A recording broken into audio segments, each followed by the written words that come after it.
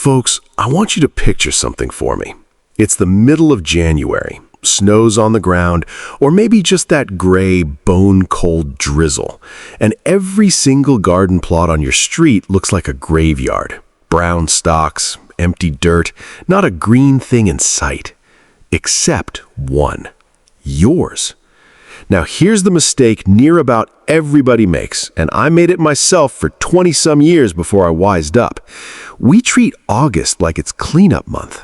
Pull the tomatoes, yank the beans, tidy up, and call the garden done for the year. But August ain't the end of the growing season, friends.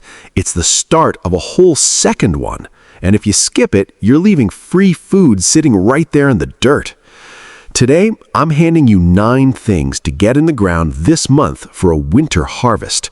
Stick around for number 5 because that one turned my whole way of thinking upside down, and I still can't quite believe it works as good as it does. Let's get our hands dirty.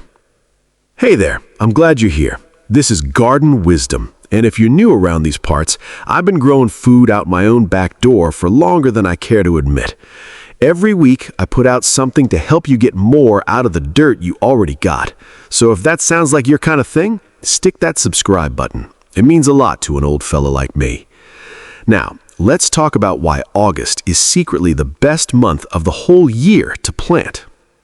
Here's the plain truth of it.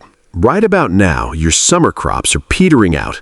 Peas are spent, early lettuce is bolted, and you've got these bare patches just sitting there doing nothing. Most gardeners let that ground rest clean till spring. That's a mistake, because the soil is still warm as toast, and warm soil means fast germination. And here's the other half of the trick. A whole lot of your best winter vegetables, your greens, your roots, they can't stand the heat of June and July. Plant them in summer, and they'll bolt bitter before you can blink. But sow them now, and they mature right into the cool of autumn, which is exactly the weather they were bred for. They come out sweeter, more tender, better in every way than anything you'd have pulled in summer. Whether they keep cropping right on through winter or just sit there hardy and waiting depends some on your climate. If you're in somewhere mild, plenty of what I'm about to list will keep right on producing all winter long. If you're in real freeze country, the toughest ones will shrug off the cold on their own, and the tender ones just need a blanket, a cold frame, a cloche, some garden fleece, or a good pile of straw. Either way, the goal's the same. You walking out to a living garden in the dead of winter, while everybody else is paying grocery store prices for sad, shipped-in greens. Before I run through the list, let me save myself some repeating. For nearly every one of these, clear the spent summer crop, rake the bed smooth, sow the seeds straight into the ground. No need to start indoors this time of year. The soil's plenty warm. Keep it watered and thin your seedlings once they sprout so they've got elbow room. That's the whole method, more or less, for all 9. Number 1, spinach, the heavyweight champion of the winter bed. Sow it in the heat of June and it'll bolt on you inside a week. Sow it now, though, and it grows into cool weather it actually loves, tough as an old boot. Look for varieties marked winter hardy or overwintering on the packet. Those are bred specifically for this job. Funny thing about spinach, a frost or two makes it taste sweeter, not worse. Number 2, lettuce. Same story, bitter and useless in summer heat, but happy as can be so now. Stick to the cold hardy, loose leaf varieties and pick outer leaves as you go so it keeps producing. If your soil's still hot when you sow, tuck the seed in the shade of a taller plant for the first couple weeks. Lettuce seed can be stubborn about sprouting in warm dirt. Number 3, Asian greens. Bok choy, mizuna, tatsoi, mustard greens. This whole family loves an August start. Fast growers, cold tolerant, and some are ready to pick in just a few weeks. Watch for flea beetles early on. A light row cover over young plants keeps them off, and once it cools down, the bugs clear out on their own anyway. Number 4, Swiss chard, a genuine workhorse. Snap off the outer stalks and the plant just keeps pushing new ones from the center. Cut and come again all season. Cook the leaves like spinach, the stems like asparagus. One plant, basically 2 vegetables, feeding you well into winter.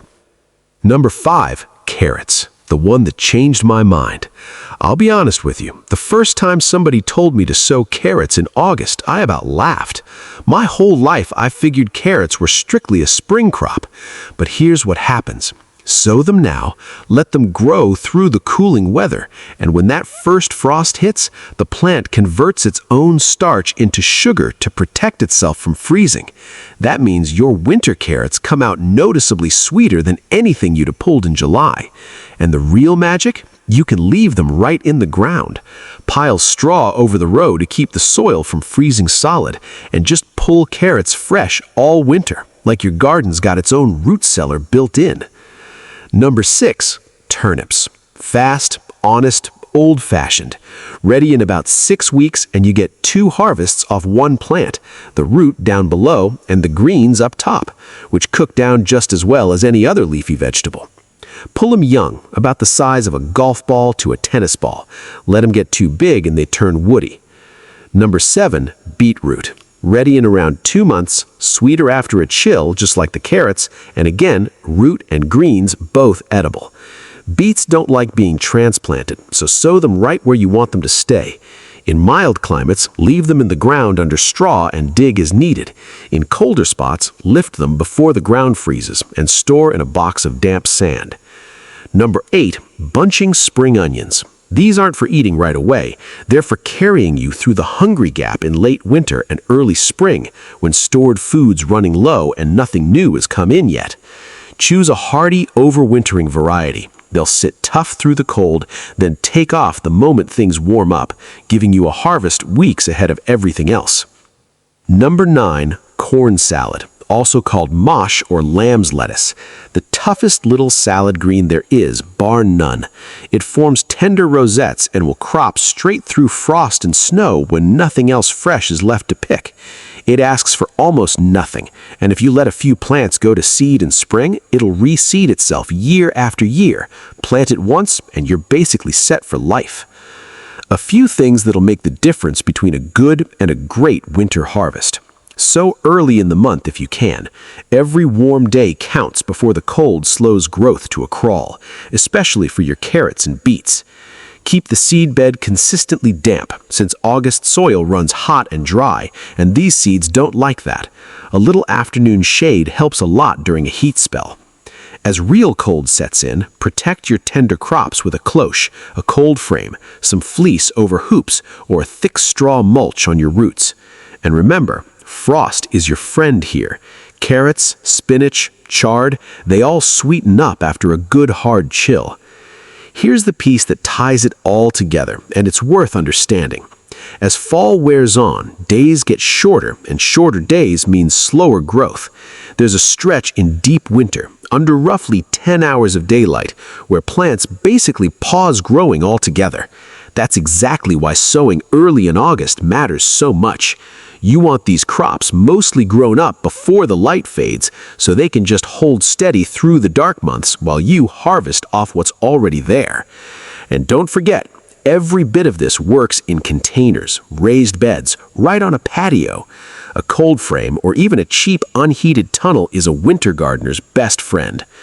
So think on this. Winter is exactly when store-bought vegetables cost the most and taste the least, shipped halfway across the world, pale and watery. And meanwhile, you're walking out your own back door, pulling something sweet and crisp and free in the dead of January. There's something awful satisfying about that. Feels like you found a loophole nobody told you about. Don't let a single bed sit empty this month. Get out there and put this soil to work. If this helped you out, do an old fellow a kindness and subscribe to Garden Wisdom. I've got a new one of these coming every week.